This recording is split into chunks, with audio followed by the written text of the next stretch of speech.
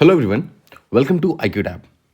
No आज के इस वीडियो में हम एक और पोटेंशियल टॉपिक के बारे में बात करने वाले हैं जो हमारे UPSC 2024 prelims examination point of view से काफ़ी ज़्यादा इंपॉर्टेंट हो सकता है। Know the question is about MP-let's. Now MP-let's अगर आप जानते हैं तो ऑलरेडी 3 से 4 बार क्वेश्चन ऑलरेडी इसके बारे में पूछा जा चुका है आफ्टर 2015।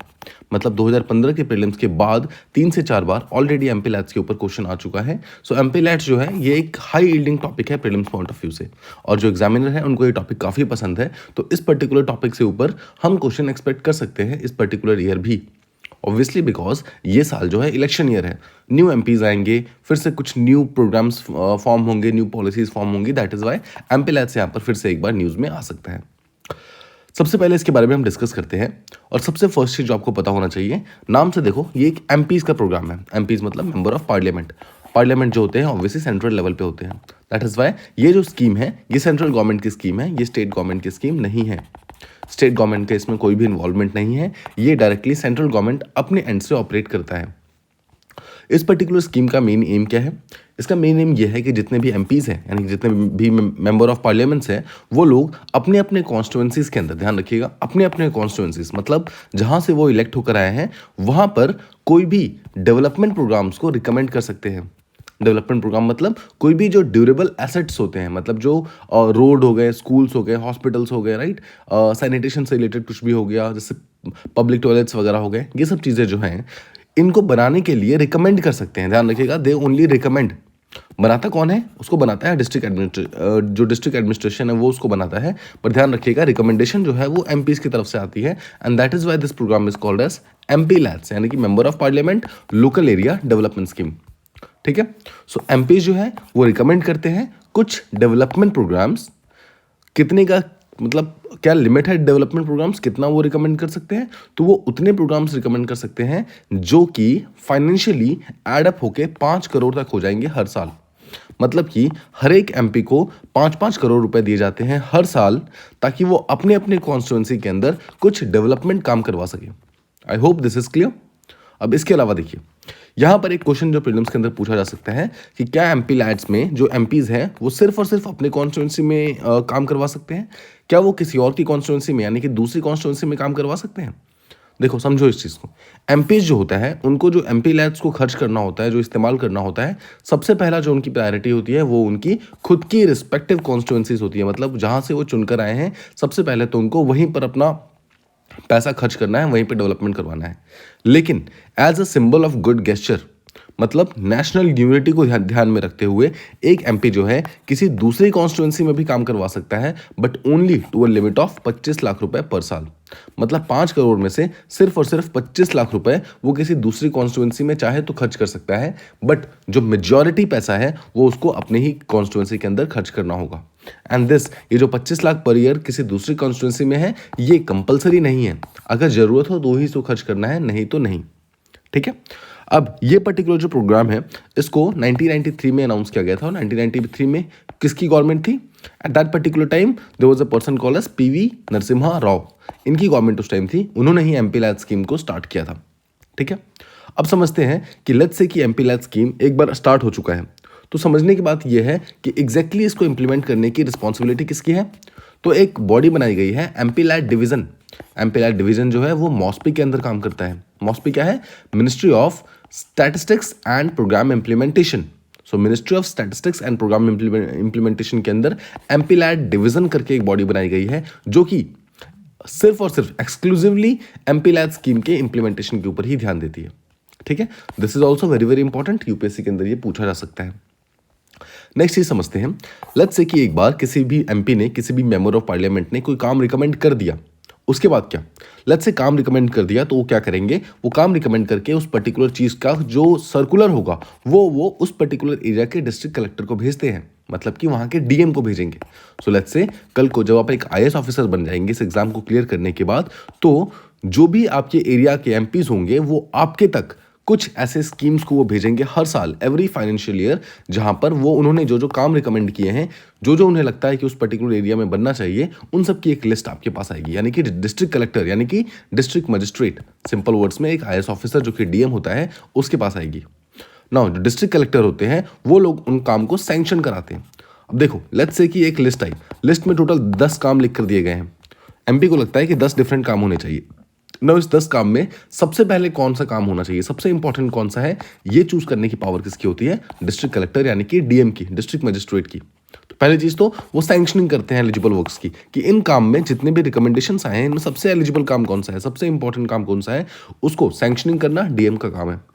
ना एक बार वो सैंक्शनिंग हो गई, उसके बाद उस पर्टिकुलर काम को करने के लिए इंप्लीमेंटिंग एजेंसी कौन सी होगी। लेट्स से एक एग्जांपल लेते हैं कि एमपी ने रिकमेंड किया कि एक पर्टिकुलर कॉन्स्टिट्यूंसी के अंदर एक ब्रिज बनना चाहिए, ठीक है, एक ब्रिज बनना चाहिए ओवर अ रिवर। नाउ ये चीज़ यहाँ पर डिस्ट्रिक्ट मजिस्ट्रेट के पास आई एंड डिस्ट्रिक्ट मजिस्ट्रेट ने इस चीज़ को एक्सेप्टेंस दे दी कि ऑब्वियसली यहाँ पर ब्रिज बनना बहुत इंपॉर्टेंट है। तो डीएम क्या करेंगे, सबसे पहले एक इंप्लीमेंटिंग एजेंसी को ढूंढेंगे। वो ढूंढेंगे कि एग्जैक्टली कौन सी ऐसी बॉडी है, कौन सा ऐसा कॉन्ट्रैक्टर है जो इस काम को सही तरीके से अंजाम दे सकता है। इसके बाद वो उस काम को करवाने के लिए पैसे वगैरह देंगे और ओवरऑल रिस्पॉन्सिबिलिटी किसकी होती है काम करवाने की, काम करवाने की रिस्पॉन्सिबिलिटी होती है डिस्ट्रिक्ट कलेक्टर्स की। और डिस्ट्रिक्ट कलेक्टर्स को कौन है जो लगातार चेक करता रहता है, वो है एमपी लैड डिवीजन। ठीक है, सो उम्मीद करता हूं यहां तक आपको समझ आ गया कि ओवरऑल काम करवाने की रिस्पॉन्सिबिलिटी किसकी है, वो डिस्ट्रिक्ट मजिस्ट्रेट यानी कि डिस्ट्रिक्ट कलेक्टर की है, एमपीज की नहीं है। एमपीज का काम सिर्फ और सिर्फ रिकमेंड कर देना है, दैट्स इट। ध्यान रखिएगा, एमपीज की यहां पर किसी भी टाइप की रिस्पॉन्सिबिलिटी नहीं होती है। नाउ बात करते हैं एक मिनिस्ट्री की। मिनिस्ट्री का नाम है ministry of statistics and programme implementation.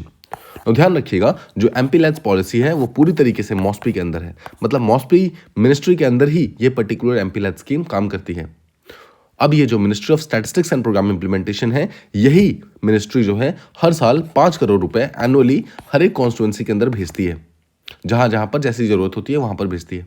लेकिन ध्यान रखिएगा, 5 करोड़ रुपए एक बार में नहीं दिए जाते हैं, रादर वो इंस्टॉलमेंट्स में दिए जाते हैं, 2 इंस्टॉलमेंट्स में दिए जाते हैं, यानी कि 2.5 करोड़ करके दिए जाते हैं। नाउ द क्वेश्चन कम्स, ये जो मॉस्पी है, मॉस्पी के अंदर आपको याद होगा हमने यहाँ पर पढ़ा एमपी लैड डिवीजन होता है।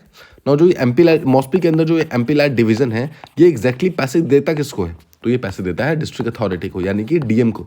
यानी कि कल को जब आप आईएएस ऑफिसर बन जाएंगे तो ये पैसे डायरेक्टली आपको मिलेंगे। ठीक है, ऑब्वियसली आपके अकाउंट में नहीं आएंगे पैसे, द गवर्नमेंट का जो अपना अकाउंट होता है उस पर्टिकुलर अकाउंट के अंदर ये पैसे आते हैं।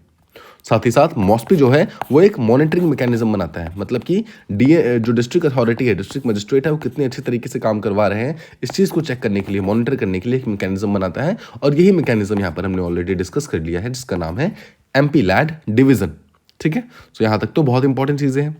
अब देखिए क्वेश्चन कम्स कि एग्जैक्टली ये जो कॉन्स्टिट्यूएंसी का रिकमेंडेशन होता है, यानी कि काम का जो रिकमेंडेशन होता है, कौन कौन कर सकता है। तो पहली चीज़ तो एमपीज कर सकते हैं। कौन कौन से एमपीज, बोथ लोकसभा और राज्यसभा दोनों के ही जो मेंबर ऑफ पार्लियामेंट्स हैं, दोनों ही इसको रिकमेंड कर सकते हैं। नाउ द क्वेश्चन कम्स, कौन से मेंबर्स रिकमेंड कर सकते हैं, जो नॉमिनेटेड मेंबर्स हैं वो या फिर जो इलेक्टेड मेंबर्स हैं वो। The answer is both of them. ध्यान रखिएगा, जो इलेक्टेड मेंबर्स है वो तो कर ही सकते हैं, बट जो नॉमिनेटेड मेंबर्स हैं वो भी जिस भी कॉन्स्टिट्यूएंसी से चूज होकर आए हैं वहां पर वो डेफिनेटली काम को सजेस्ट कर सकते हैं, काम को वहां पर रिकमेंड कर सकते हैं। ठीक है, दिस बिकम्स वेरी इंपॉर्टेंट कि both the houses, Lok Sabha and Rajya Sabha, उसके अंदर के बोथ टाइप ऑफ मेंबर्स यानी कि इलेक्टेड और नॉमिनेटेड दोनों ही मेंबर्स यहां पर काम को रिकमेंड कर सकते हैं। नाउ नेक्स्ट कम्स, अब देखिए जो एमपीज जो भी काम को रिकमेंड करते हैं वो रिकमेंडेशन जो है एक सेट ऑफ गाइडलाइंस के बेसिस पर हो सकती है। मतलब एमपीज यहाँ पर ऐसा कुछ भी नहीं बोल सकते, ऐसा हवा में कुछ भी नहीं बोल सकते। फॉर एग्जाम्पल एमपीज ये नहीं बोल सकते कल को कि जाकर सबको एक एक लैपटॉप देना स्टार्ट कर दो, ये नहीं बोल सकते कि सबको ऐसा करो एक एप्पल का आईफोन दे दो। This is not possible. कुछ सेट ऑफ गाइडलाइंस हैं, उन गाइडलाइंस को फॉलो करते हुए ही एमपीज अपने रिकमेंडेशन दे सकते हैं। वो गाइडलाइंस क्या है, देखिए एमपी लैड के लिए जो गाइडलाइंस है, गाइडलाइन बोलते हैं कि एमपीज सिर्फ उन्हीं कामों को रिकमेंड कर सकते हैं जहां पर हो रहा हो creation of durable community asset. समझते हैं, बोलते हैं कि जहां पर ड्यूरेबल कम्युनिटी एसेट बन रहा हो ना, सिर्फ वही काम एमपीज रिकमेंड कर सकते हैं। ब्रेक करो इस वर्ड को, ड्यूरेबल। ड्यूरेबल का मतलब क्या है, जो लंबा टिकता है, जो लंबा चलता है। कम्युनिटी मतलब जो कि सबके लिए है, मतलब किसी इंडिविजुअल के लिए नहीं है, किसी प्राइवेट प्रॉपर्टी के लिए नहीं है, रादर कम्युनिटी के लिए है, पूरे के पूरे समाज के लिए है। और एसेट है, एसेट का मतलब होता है जो लॉन्ग टर्म तक आपके साथ रहता है।